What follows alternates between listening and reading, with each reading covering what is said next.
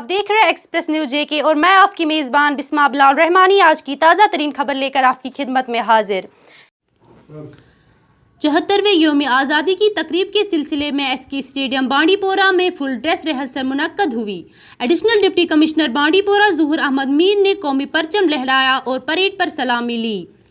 Parade में JKP, JKAP, IRP, CRPF, NCC और home guards के जवानों ने हिस्सा लिया। इस मौके पर assistant commissioner revenue Riyaz Ahmad Beg, deputy superintendent police और दीगर सीनियर अफसरान मौजूद रहे। इस मौके पर महकमे इत्तलात व नशरियात की तरफ से एक सकाफती प्रोग्राम पेश किया, जबकि जेके पुलिस ने मार्शल आर्ट की कारकर्दगी का मुजाहरा किया और हाजरीन की जानिब से ज़बरदस्त दाद हासिल की। इस मौके पर एडीसी बांडीपोरा ने इज्तिमा से खिताब किया और रवां माली साल के दौरान मुख्तलिफ रियासती और मरकजी ताउन से चलने वाली स्कीमों के तहत ज़िला की कारकर्दगी को उजागर किया।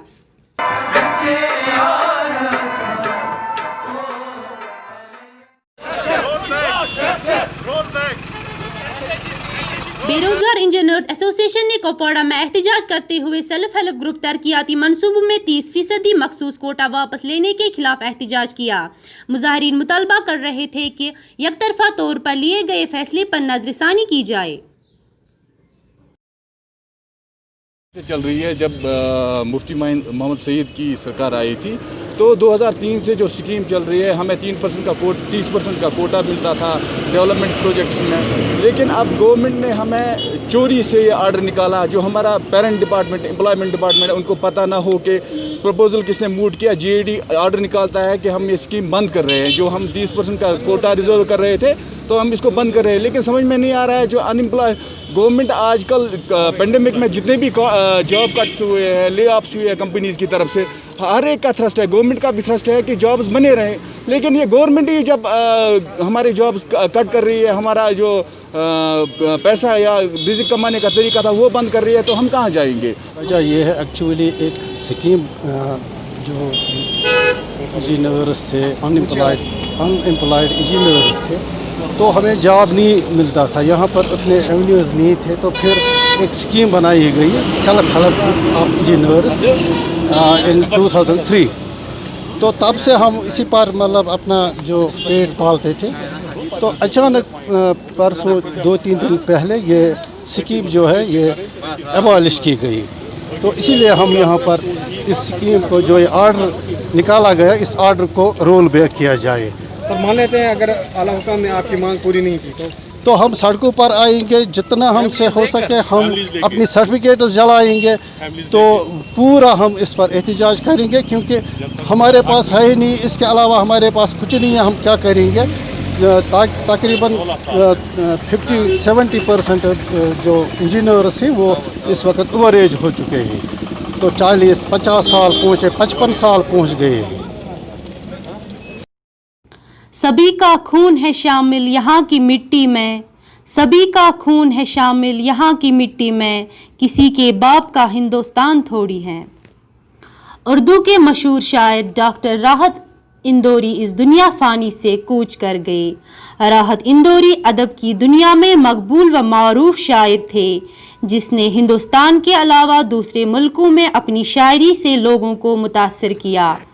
जहां मुल्क भर में अदब से ताल्लुक़ रखने वाले लोगों ने राहत इंदौरी को खराज अकीदत पेश किया, वहीं पर जम्मू व कश्मीर में अदब से ताल्लुक़ रखने वाले अदीबों, कलमकारों और शायर हजरात ने राहत इंदौरी को शानदार अल्फाज में खराज अकीदत पेश की। मेरे हिजरे में नहीं और कहीं पे रख दो, मेरे हिजरे में नहीं और कहीं पे रख दो, आसमां लाए हो ले आओ ज़मीं पे रख दो।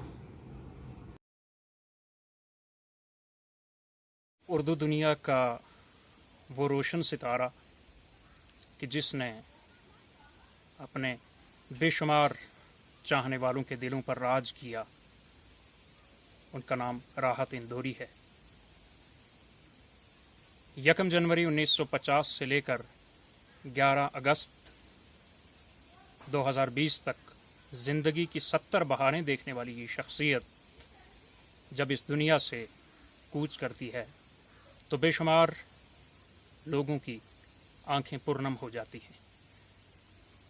राहत इंदौरी दुनियाए उर्दू अदब का वो जिंदा नाम है کہ جنہوں نے اپنے سامعین، اپنے قارئین اور اپنے ناظرین کے دلوں پر راج کیا ہے، جنہوں نے زندگی کے کھٹے میٹھے تجربات حاصل کیے، اپنے اشعار کی صورت میں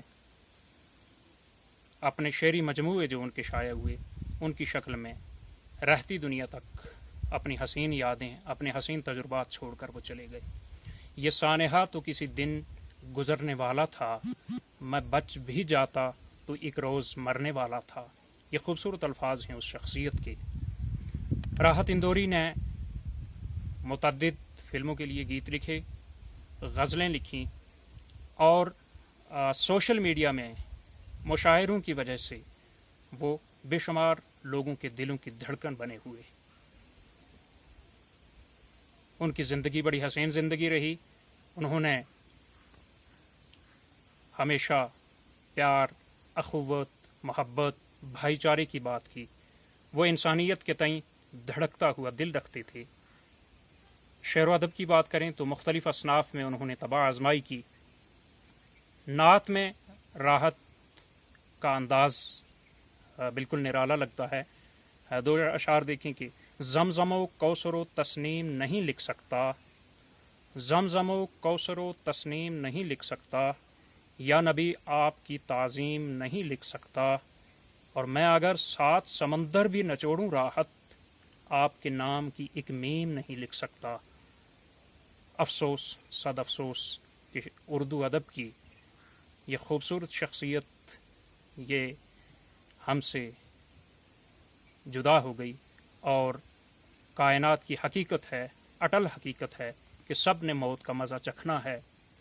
اللہ تبارک و تعالیٰ کے حضور ہم دعا گو ہیں کہ راحت صاحب کی مغفرت ہو اور انہیں جنت الفردوس میں اعلیٰ مقام عطا فرمائے۔ جناب راحت اندوری کی شکل میں عالم اردو نے ہی نہیں بلکہ پوری دنیا نے ایک عظیم اور منفرد آہنگ کے شاعر کو کھو دیا ہے۔ ان کی شاعری ہمارے معاشرے کے معاصر مسائل کی ترجمانی کرتی تھی، اور یہی بنیاد تھی ان کی ہر دل عزیزی کی، جس کی وجہ سے انہیں نہ صرف بر صغیر بلکہ پوری دنیا کے محبین اردو نے اپنے دلوں میں بٹھا رکھا تھا۔ ان کا منفرد انداز مشاعرے لوٹ لیتا تھا۔ ان کے انتقال سے اردو دنیا میں ایک ایسا خلا پیدا ہو گیا ہے جس کو پر کرنا شاید ہی ممکن ہو سکے۔ ہماری اللہ سے یہی دعا ہے کہ ان کی جو حسنات ہیں ان کو قبول فرمائے، اور ان کی جو سیئات ہیں ان سے درگزر فرمائے۔ آمین۔ آپ دیکھ رہے تھے ایکسپریس نیوز جے کے۔ تازہ ترین اپڈیٹس کے لیے ہماری چینل کو سبسکرائب کیجیے اور بیل آئیکن کا بٹن دبانا نہ بھولیں۔ مجھے دیجیے اجازت۔ اللہ حافظ۔